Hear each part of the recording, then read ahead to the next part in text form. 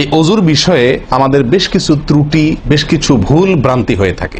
অজুর যে ভুলগুলো হয়তো আপনিও করেন, আমরাও করছি প্রতিনিয়ত, কিন্তু জানি না। এখন একটা সমস্যা হলো, আমরা আজকাল বেশিরভাগ লোক অজু করি হলো টয়লেটের মধ্যে, আর টয়লেটের মধ্যে আল্লাহর নাম নেওয়া নিষেধ, ঠিক না? ঠিক, টয়লেটের মধ্যে আল্লাহর নাম নেওয়া নিষেধ, জায়েজ নাই।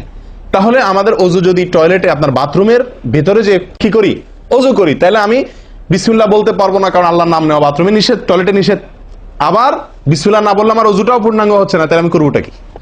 অজুর যে ফজিলত, অজুর যে ফজিলত মুসলিম বর্ণিত হাদিসে আসছে, নবী সাল্লাল্লাহু আলাইহি ওয়াসাল্লাম বলেছেন, যে ব্যক্তি পরিপূর্ণভাবে অজু করবে, পরিপূর্ণভাবে অজু করবে, ভালোভাবে অজু করবে, এবং অজুর শেষে কালিমাতুশ শাহাদা যেটা আছে, আশহাদু আল্লা ইলাহা ইল্লাল্লাহু ওয়াহদাহু লা শারীকা লাহু ওয়া আশহাদু আন্না মুহাম্মাদান আবদুহু ওয়া রাসূলুহু, এই কালিমায়ে শাহাদা পাঠ করবে অজুর শেষে, এই ব্যক্তির জন্য আল্লাহ সুবহানাহু ওয়া তাআলা জান্নাতের সমস্ত দুয়ার খুলে দিবেন। তাহলে আমরা বলতে পারি জান্নাতের 8 দুয়ারের সমস্ত দুয়ারের একটা রিমোট এখানে নবী সাল্লাল্লাহু আলাইহি ওয়াসাল্লাম আমাদেরকে বাতলে দিয়েছেন।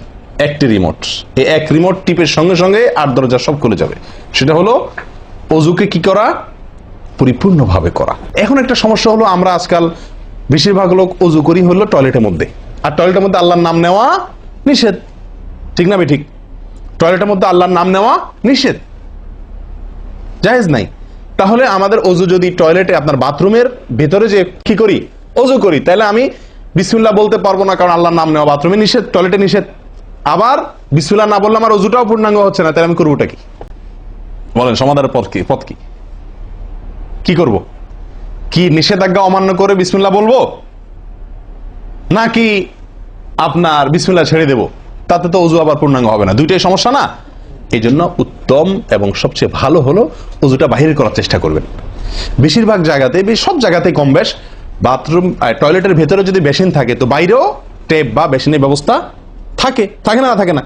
বিশেষ করে বাসা বাড়িতে অথবা অফিস আদালতে দেখা যায় যে ওই টয়লেটে অনেক সময় আমরা কি করে ফেলি, অজু করে ফেলি। এটা উচিত না, এটা একটা ভুল আমাদের। অজু আমরা করব বাহিরে। কেন? কারণ টয়লেটে অজু করতে গেলে আল্লাহর নাম নিতে হচ্ছে, আর আল্লাহর নাম নেওয়া নিষেধ। সেখানে আমি সেখানে আল্লাহর নাম নিতেও পারছি না, আর নাও নিতে পারছি না। যদি নেই তাহলে আল্লাহর নাম নিয়ে গুনাহ করছি টয়লেটে, আর যদি না নেই তাহলে আমার অজুটা অপূর্ণাঙ্গ থেকে যাচ্ছে, ঠিক না? ঠিক, এই জন্য আমরা উত্তম হলো অজু করব কোথায়? বাইরে এসে, যে কোনো টেপে। কথা কি বুঝাতে পারছি?